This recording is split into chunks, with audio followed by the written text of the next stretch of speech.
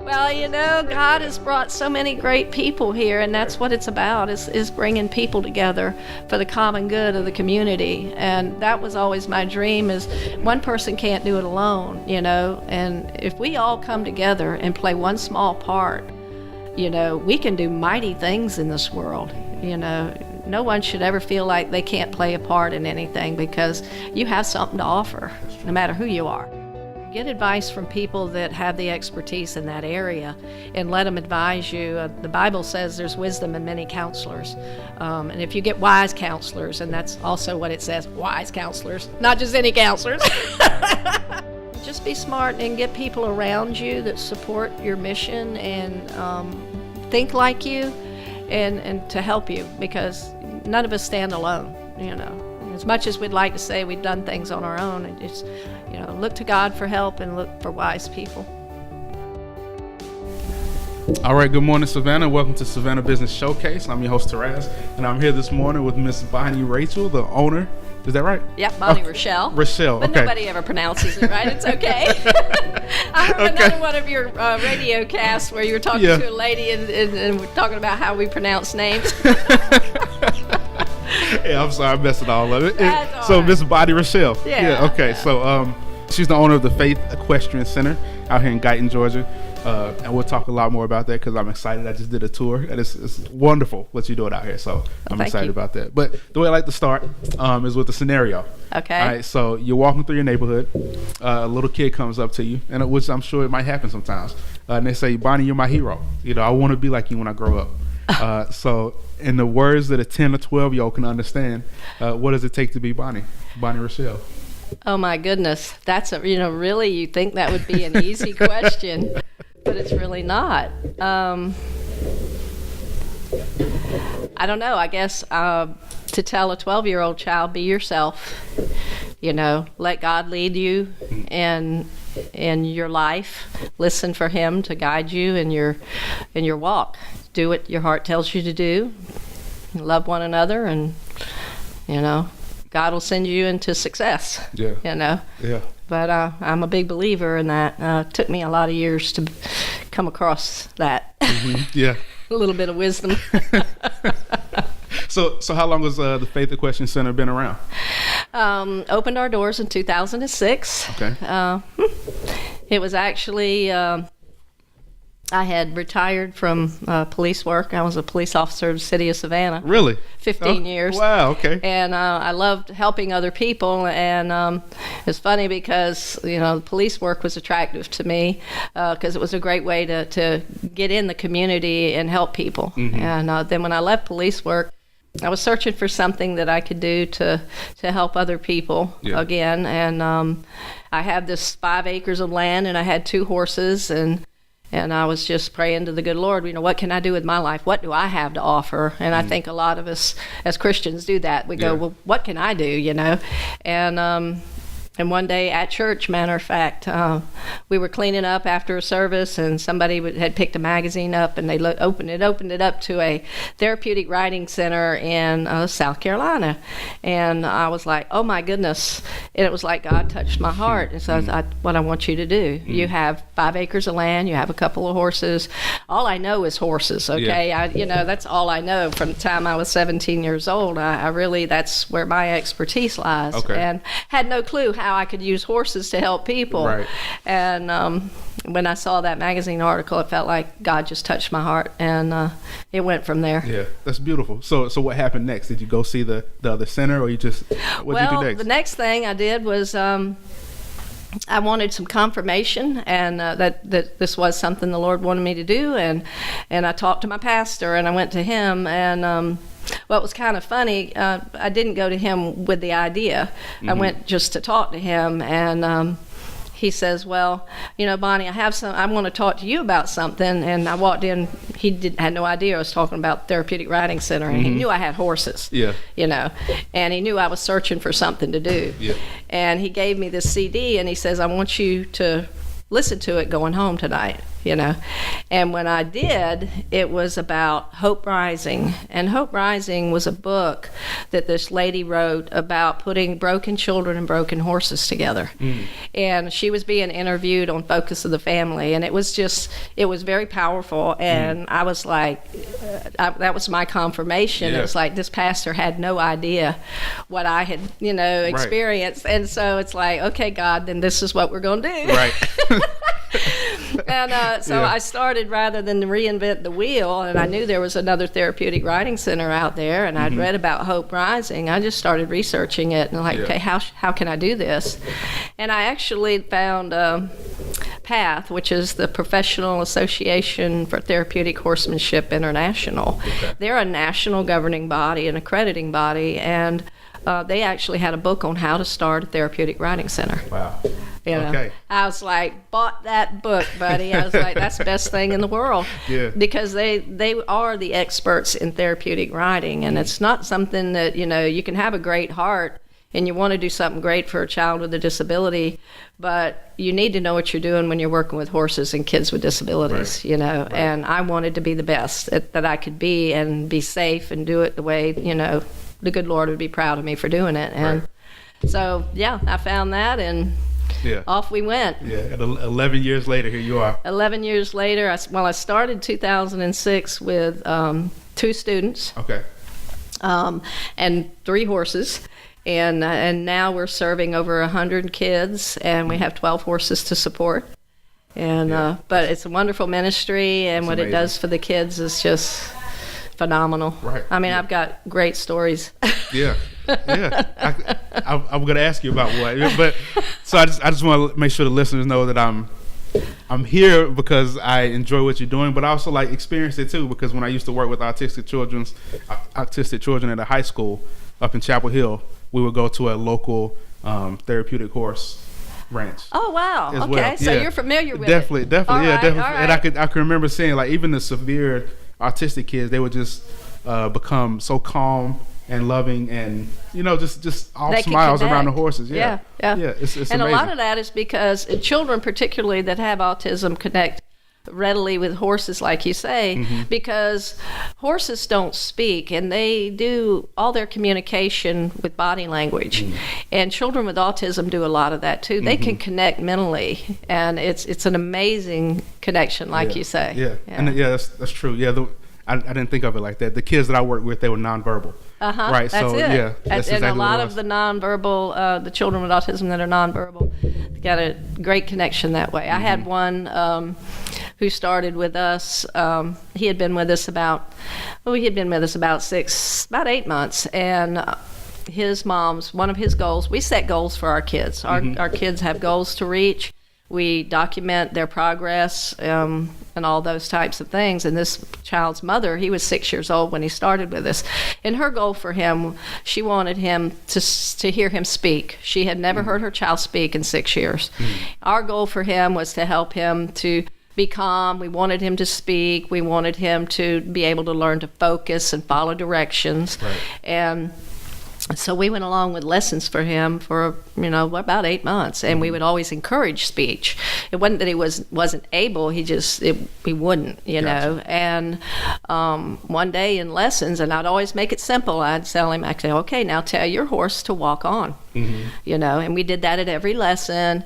And when he first started riding with us, it was the motion of the horse. Children with autism, a lot of times they'll self-stimulate. You'll see them, moving or walking or shaking or doing something, and the horse takes that self-stimulation away and calms him down. So he would get on that horse and he would hum. He'd shut his eyes and he'd smile and he'd hum. He wouldn't hold the reins or anything. He just wanted to feel that motion of the horse. And then one day, as we worked with him, I said, okay, now tell your horse to walk on. And he stopped and he looked at me and he goes, walk on! And he yells it out. And it's like, his mother was sitting across the arena, and we had his sidewalkers and horse leaders. We're all standing around. We all break into tears. Right, Nobody's ever heard this child speak, Yeah. And it was amazing. And ever since that day, he would speak. He would keep it in whispers mostly, but he would speak. And as he went through the process growing up with us, he got better and better. It's just such a success story. That's beautiful. That's beautiful. Yeah. I feel like crying, but I'm not. But I feel like. Yeah. So how long does a student usually stay with you? Well, they can stay with us until, well, we take care of children from the ages of 4 to 18. Okay. And then after they become 18 years old, they can kind of go into kind of a sport program with us if they want to. But that's pretty much our age limit. And yeah, what else was that? Just how long could they stay with you? That was it. About 4 to 18. Yeah, 4 to 18, and how long? Well, like with the school program, we have a program that 6 of Effingham County schools bus the children out here from the special needs classes. Okay. So it's something very special they can do, and so they come out here for 8 weeks, and we do a pre and a post assessment. We have this classroom here that you say that we would. They come in and they do schoolwork, but it's all geared towards horses. Okay. So they have horse vocabulary, and they actually can do math on horseback. We have some great ways of getting into their heads, you know, and it's educational as well as fun.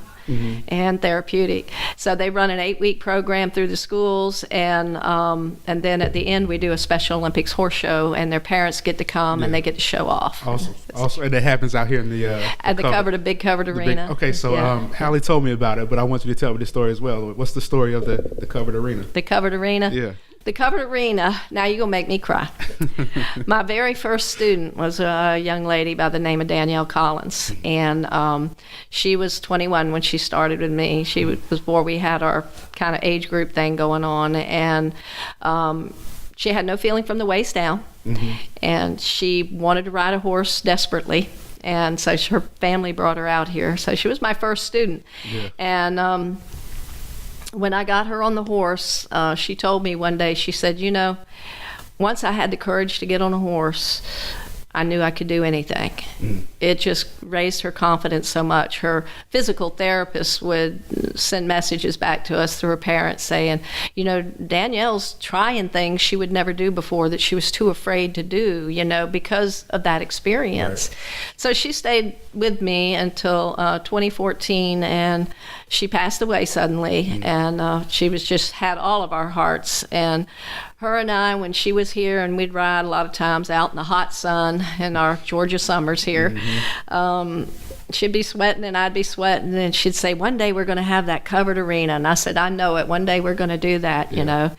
And so her family, as a legacy for her, when she passed away, they did a big capital campaign, and they raised $72,000 in 1 year in her memory. Wow. And so we have a big picture of her out there, and I look at her every day, and I just, you know, I thank the God for the experience that I had having her as a friend. I miss her dearly, but she now is helping kids over and over again every day that come out, that don't have to be out in the weather. Yeah. That is beautiful. Oh man, this place is great. Well, you know, God has brought so many great people here, and that's what it's about, is bringing people together for the common good of the community. And that was always my dream, is one person can't do it alone, you know, and if we all come together and play one small part, you know, we can do mighty things in this world. You know, no one should ever feel like they can't play a part in anything, because you have something to offer, no matter who you are. That's true. That's true. Even if it's just horses. Yeah, exactly. Yeah. Okay. So that's beautiful. So tell me about the vision for this place, because it's you're on like 10 acres now, right? It's what now? You're on about 10 acres, right? Right. Yeah. Right. And it's, as I was walking around, it seems like every inch has a purpose, right? Like even the trees, like every tree has a little birdhouse on it. You know, you have turkeys, you have goats, you have a little bit of everything. So like we do. Yeah. So what's the vision for it? Where do you see it going from here? Well, the vision for the land has been, it's always been God's vision. I've just kind of it's it's amazing how it's come together, because there was never any engineered plan. You know, I started with the 5 acres, and we were fortunate to be able to get the 5 acres next door in 2014, which the very next year that arena was built on. I mean, God just started going boom, boom, boom. But the vision for this place is we want it to be a calm and peaceful place where people can come and relax. We have sidewalks. We have probably over 1,000 feet of sidewalks. This place goes completely around, and Gulfstream actually helped build half of the sidewalks, and a church from Ohio, Trinity Lutheran, they come every year to help us, and they built the other half, and that's for people who have trouble walking or in a wheelchair. They can go anywhere on this property. And people that have special challenges, a lot of times, there's no place for them to go. There's nothing for them to do. Yeah. They go to school, or they go home, or they might go to therapy. But, you know, what attractive, relaxing, outdoor place can they call their own, where they can have sport, you know, they could ride. We have ponds out here, and my dream for the ponds is to build a couple of handicap docks, because, you know, a person in a wheelchair can't get close to water. I had a little child say, you know, I was talking to from the school one day, I said, have you ever gone fishing? And he says, what's fishing? And I'm like, oh my goodness, you know. And then I was like, well, we got to be able to show him what fishing is, you know. So if we can build a deck that goes out over our little pond where he can get the feeling of being out over the water a little bit, and he has a railing, and somebody can help teach him fish, what another great opportunity for independence. You know, and that's what we're all about. The vision here is for independence for people with special challenges, for them to have a place of their own. Well, that's been my hobby lately, fishing. I go fishing every other day. So you could come out and volunteer to help kids fish. I would love to. You know, I would love to. So I will. We'll be in contact about that. All right. But this is a great place because you're right. All they do is go to church and not go to church, but all they do is go to school and then go home and then some therapy. Because I remember I would go out in public with my kids, and it still felt kind of outcast. Like nobody, you know, it was just kind of, nobody was mean, but everybody kind of stayed away and didn't make eye contact. You know what I mean? It was just, it's a great place for that. Yeah. And when they learn, we help to teach them, you know, social behavior. They socialize with their peers. They socialize. We integrate them with kids, typical kids, as we call them. We have special needs horse camps. And some of the kids with special needs, we also have typical kid horse camps. We try to integrate the special needs with the typical as much as we can, because as much as you can give them normalcy, the better, you know. And as they grow older, and our community becomes to listen up a little bit and say, you know, they're people just like anybody else. Just because, you know, somebody in a wheelchair doesn't want to be talked down to, talk to them. You know, just talk to them. You know, a child with autism, you'd be amazed that if you just gave them a little bit of attention and you know, what they could open up to be. Okay, so everybody just joining us once again. I'm here with Bonnie Rachael of the Faith Equestrian Center here in Guyton, Georgia. And I'm so happy I'm here. I'm happy I made the trip, even though we got sick. I had to You last week, me this week. Oh my goodness. So tell me a little bit about the gala that's coming up. The gala. Yes, we've reached a point now in our growth, you know, now that we're serving over 100 children. Fundraising has always been a big part of Faith Equestrian. We get 80% of the money that we survive on comes from general donations, and we don't charge the students. And so we do get a fee because we ask the parents to apply for, like, Easter seals will pay for therapeutic riding. There's a service called B&B Care Services here. There are providers out there that will cover the cost for the kids to come here, so it doesn't put a strain on the families. So we work it in that direction, but no family ever has to pay, and nobody's ever turned away. And so with that in mind, it's like, okay, we have to have instructors, we have to have some paid positions out here. Although we're 80% volunteer, there has to be some structure and some paid position. People have to make a living. So fundraising's a big deal, and it's gotten bigger now because we have to have more money to take care of more kids. So that's where the gala was born. We need to, a gala is a great a way for people to come together and have a date night, and we do it on, in February. This year it'll be on February the 9th, and it's dinner and dancing, and we're going to have a silent auction. Got a great band. The Tybee Island Wedding Chapels is where it's going to be held, and they donated the venue. Oh, wow. And First City Events is a sponsor, and we've got South Magazine. We've got so many great people have come together to make this gala possible. And last year was our first annual, and we did good. We actually made some money on our first year, but this year we really want to sell out. We'd like to get 200 people out there and help us to raise the money so that we can get through this next year. So you get something great, you get a great evening, but you're also giving back to a nonprofit that helps kids with disabilities. How much are the tickets? The tickets are $150 a piece. You can get a table of 8 for $1,000, which saves $25 a ticket. So if a corporation or a business would like to buy some tickets and get the table for themselves, you can buy them online at our website. It's very, very easy. And we'd love to have you. So what was the idea? How'd you come up with the idea for the gala? Actually, again, I'm not very original, and I don't reinvent the wheel very often. I can't say it was my bright idea. Oh, my goodness. I kind of follow what other centers in our industry do, and there's some older centers out there, 20 and 30 years old, and the things that work for them. And they do a big barn dance in the summer and a big gala in the winter. And so we kind of thought, well, that's a great model to follow. And so that's what we're doing. Next summer in August, we're going to do a great big hoedown barbecue, and then we do something really fancy and fun in February with the gala. Awesome. Yeah. Okay. Yeah. I'm gonna try and make it. I'll do my we'd best. love to have you. Yeah. So love to have you. Awesome. So I'm doing my best to get the word out with the radio show because you guys have a great message. On the marketing side, how else do you let people know about what you're doing here? Well, word of mouth mainly. Budget constraints, I can't really advertise. I don't have any trouble getting kids. The word of mouth with the children is phenomenal, and we have a waiting list. And because of that waiting list, we need to hire another instructor, and we don't have the budget for that yet. Again, why we're having the gala and things. So we want to get these kids off this waiting list, and we want to be able to get them going, on our program. And so it's taken it to do that. Yeah. How many kids can you have now? We serve about 100 kids, a little over 100 children. That's right. Yeah. And kids on the waiting list, I think right now we turn people away all the time and tell them, get on our list. I know we have probably 10 on our list right now just waiting and for an opportunity for us to be able to open up more classes.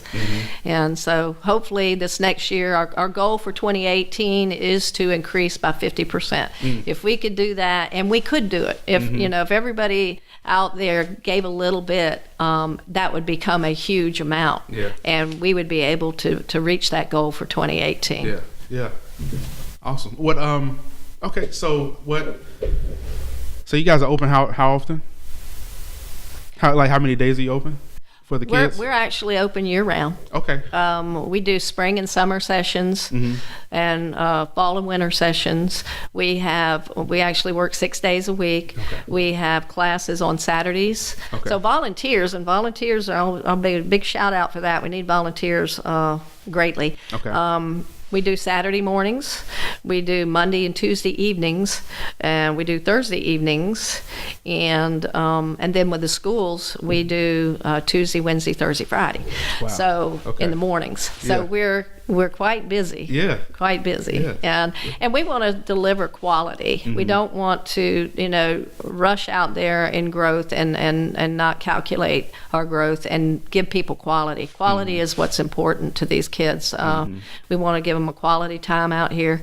So though I don't like having to not serve people, we do what we can and we hone it, and we're doing a great job. But Lord willing, when He's ready, the money will come in and we'll be able to add those kids, and and that's how we'll grow. That's right. Yeah, that's right. Yeah, as long as you keep doing it right. Like if you got to do grow it right. too fast, that's right. Yeah. So I was talking to Hallie a little bit, and she showed me around all all the different animals, but she said I put her under the bus. She said you want more animals.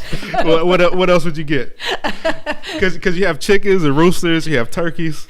We have 2 turkeys that run around here named Christmas and Thanksgiving, and they're pets though. There's a lot of people salivate when they see them, but I said no, those are pets, and they like to follow you around. Okay.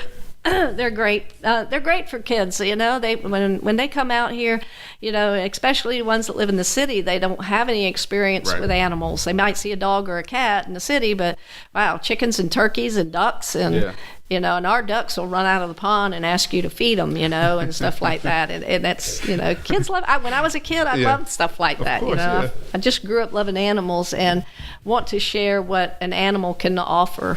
You know. They offered me a lot growing up. Yeah, I've always wanted some pigs. Pigs? Yeah, I've always Allie won't let me have a pig.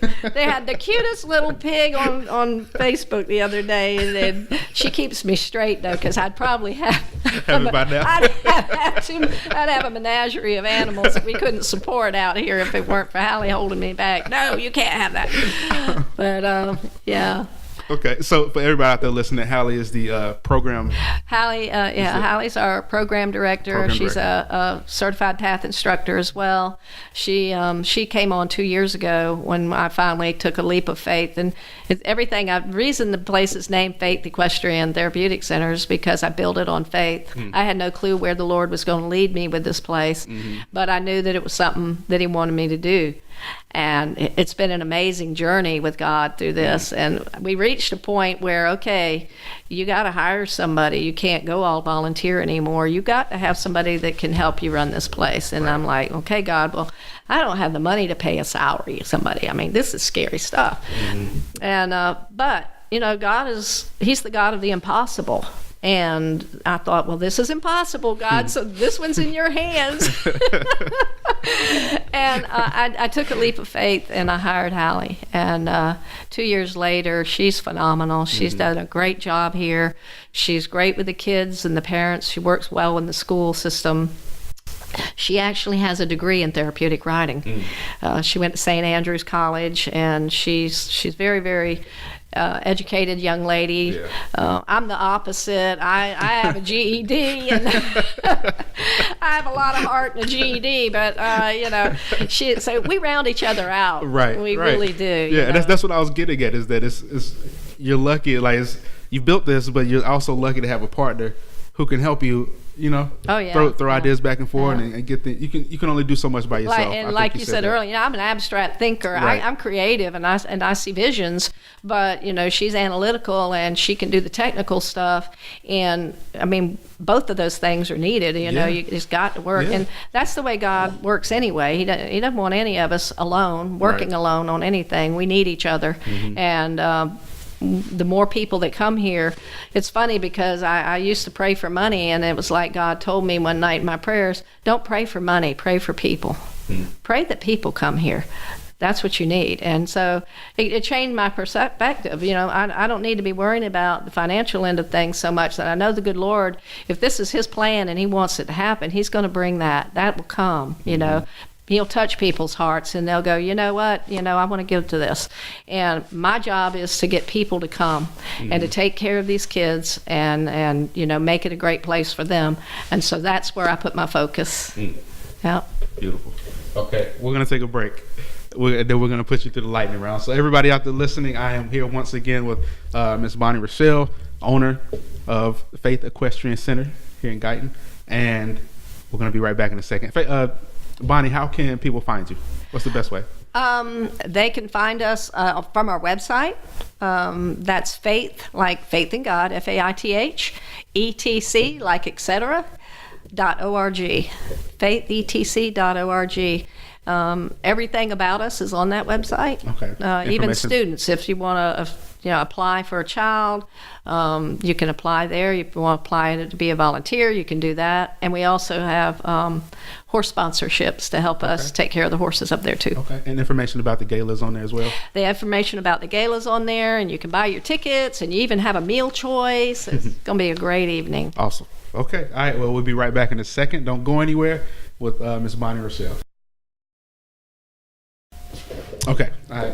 Welcome back, Savannah, to the Savannah Business Showcase. Taraz, your host, once again here with Rachael of the Faith Equestrian Center out here in Guyton, Georgia. And we're going to put her through the lightning round. Are you ready? Oh, I guess I am. I've never heard of this, so okay. All right, so it's basically random questions I'll ask you. A lot of them business, a lot of them life. Okay. But you can answer them as short or as long as you want to. Okay. All right. What did you want to be as a kid, and how does that relate to your current business? Oh, wow. I've always wanted to help people. When I was 10 years old, a little friend of mine came over to the house, and she was having trouble with something in family, and we were sitting around talking. 10-year-olds. I mean, my goodness, I remember this. But whatever we talked about at that time, it was helpful to her, and she went home happy. And after that conversation, I felt the Lord speak to my heart and say, one day you'll be a helper of people. And it kind of makes me cry because periodically through my life, that has come back to me in different situations, all the way up till the time when God opened my eyes to this ministry that I'm doing now, and realizing that I am a helper of people now. Yeah. So he was true to his promise. Yeah. Beautiful. How have you approached failure in life? How have I what? Approached failure. Failure? Yeah. Well, there's always been a part of me that's felt like a failure.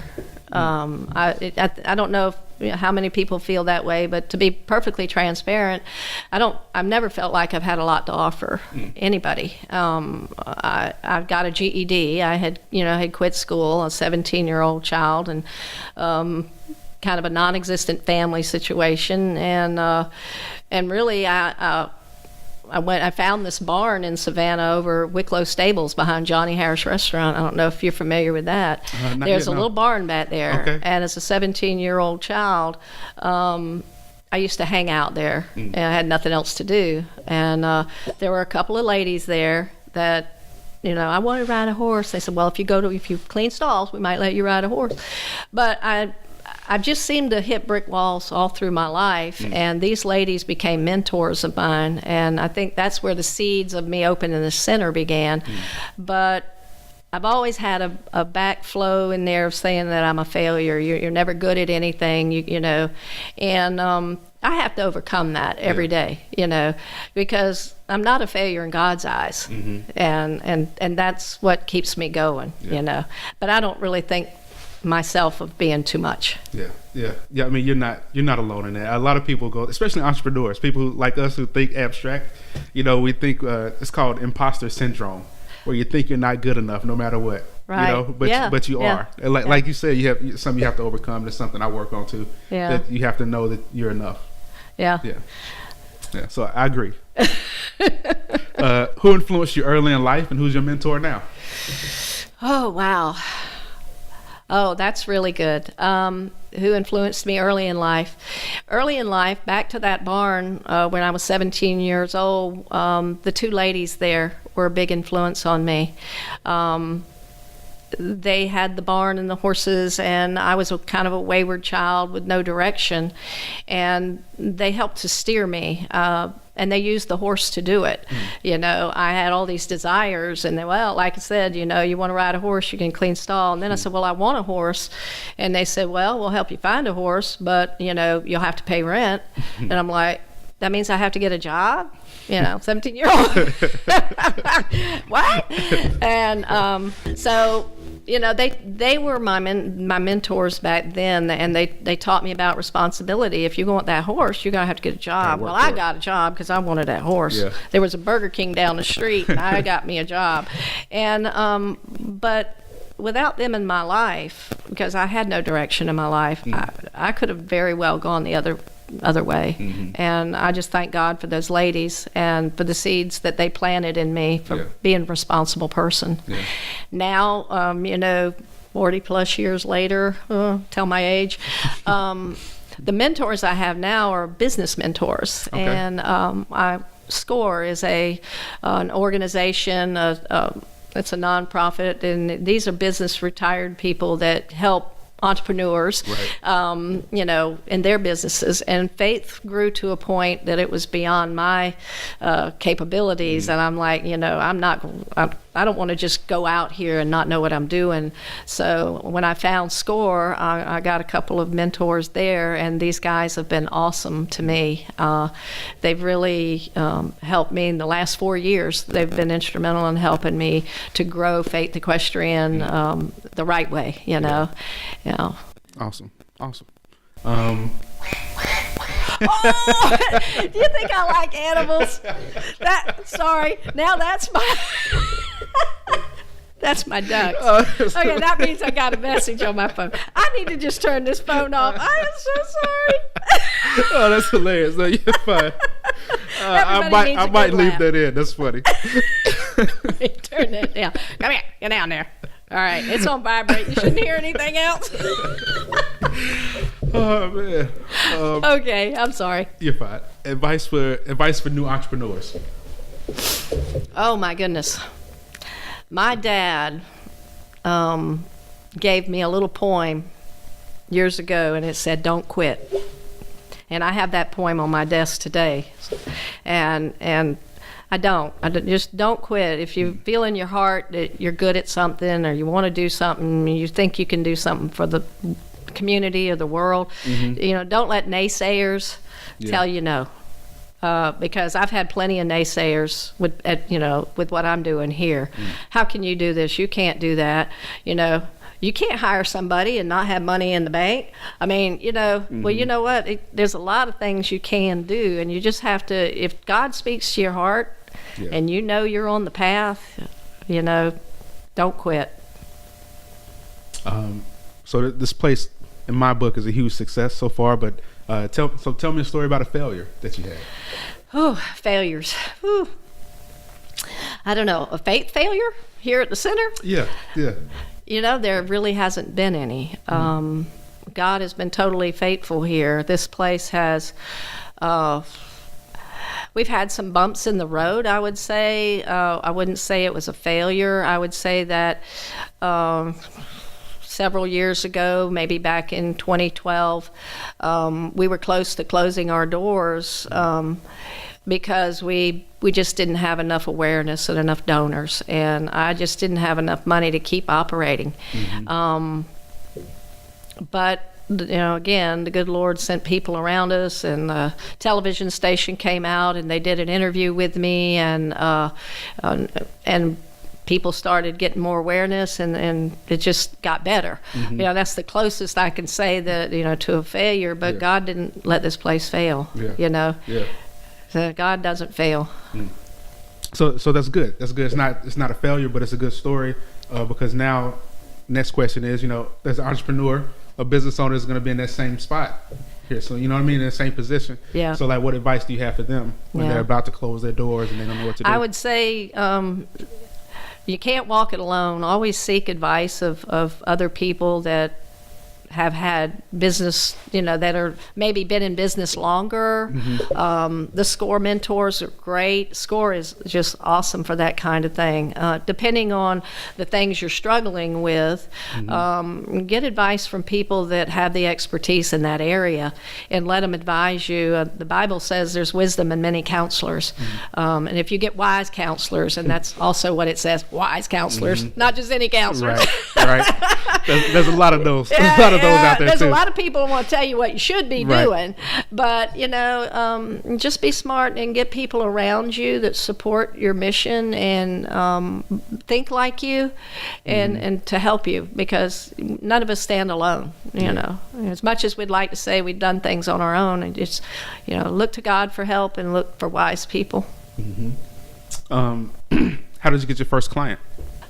Wow, that was easy. That was actually, I had 2006. I had just started spreading the word about opening my doors, and the Savannah Morning News actually did an article called "Giddy Up for God," and it was a great article on me. And I had a young lady that. She came about, and Danielle Collins, she was my first student, and she had heard about us at her therapist, doctor's office. Okay. And the doctor recommended it, saying that it would be good for her. And so they interviewed with me, and it was, she actually taught me, because, you know, I went through all this school and I got certifications and I got trained to do what I'm doing, but then I had to put the rubber to the road, and she was my first student, and I had to put her on a horse from a wheelchair. And though I knew how to do these things and I was trained for it, that first time you do anything new is scary, you know. And she was so confident in me, and she's, you know, let's do this thing, you know. She helped me greatly. She taught me a lot about those first few years. Yeah. Okay. Do you have any siblings?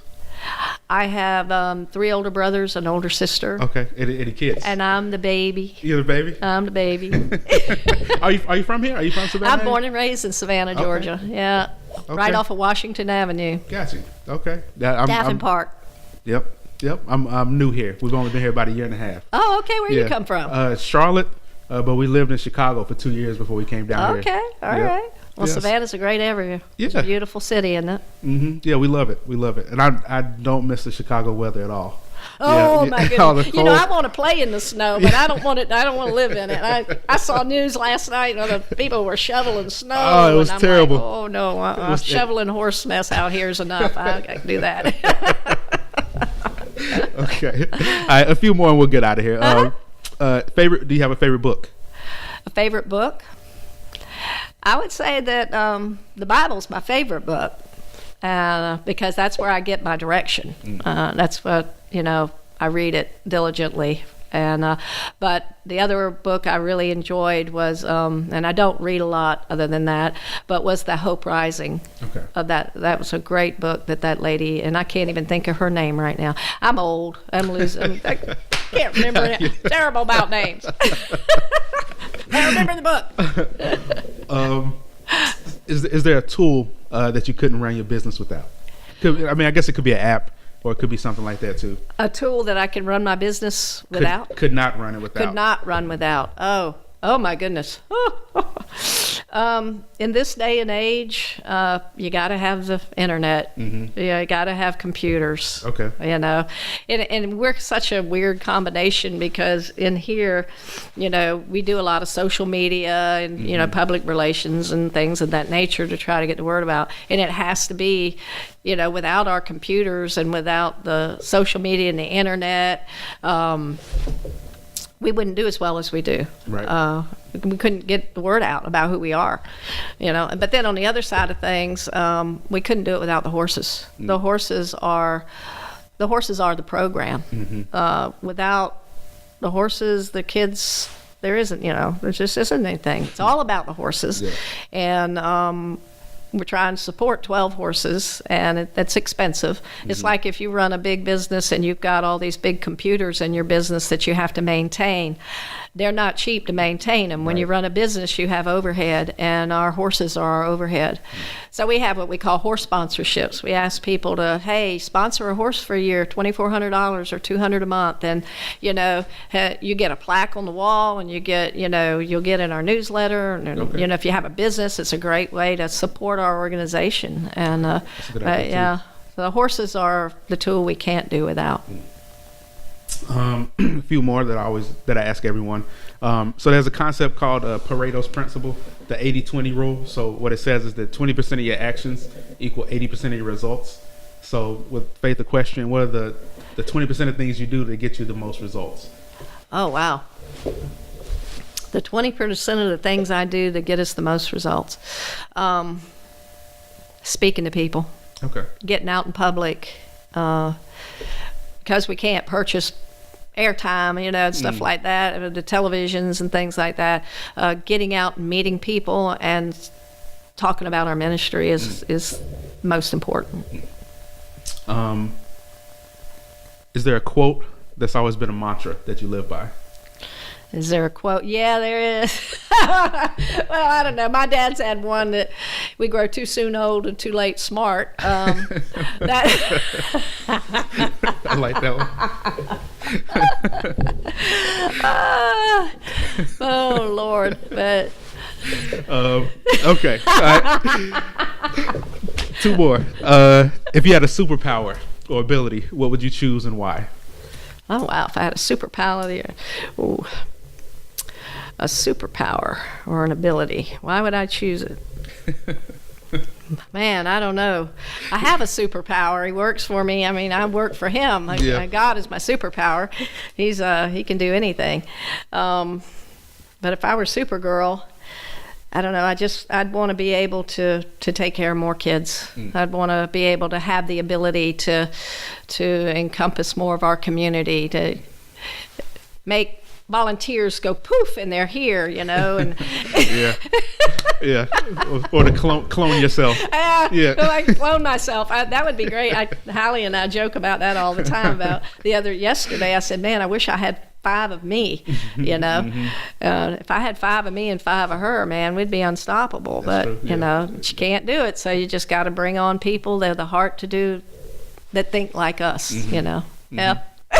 Very true. Okay. Last one. Advice for entrepreneurial kids. Oh, wow. They're out there and they're wanting to do something. They want to have their own little business. I would say, if you're going to start your own little business as a child, learn everything you can. Do your research, and then get out there and be honest with the public. I think one thing I like to say a lot is under promise and over give. You don't want to say you're going to do too much and not be able to meet your goals. Right. So keep it simple. Get out there and have a good product or a good service kind of thing. Make people want to come back. Yeah. Beautiful. All right, Bonnie, thank you for being on the show. All right. Well, thank you for having me. This has been a fun experience. I enjoyed it too. It was good. And I'm happy I came, and I'm looking forward to coming back and helping to support. Well, we look forward to having you help us fish. Will too, yeah. I've been catching Don't think I forget. I'm old and I can't remember names, but I do remember when people say they want to volunteer. I bet you do, and I wasn't lying. I wouldn't have said it if I didn't want to. Okay, so once again, how can people find you and get in contact with you?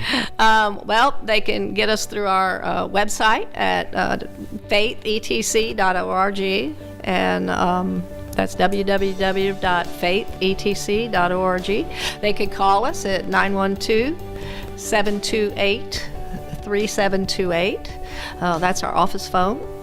And we also have an email on our website, and I invite them to check it out, because we have a lot of great information on our website, and we appreciate volunteers, we appreciate donors, and I appreciate you for giving me some time this morning. Yeah, well, thank you. I appreciate it. Thank you. So thank you, everybody out there, for listening, and as always, be the change you want to see in the world. We don't have a lot of time on earth, so you have to go out there and make an impact and take action every day. So go out there and do something to help somebody, and tell somebody that you love them. All right, so love you guys. Talk to you later. Amen.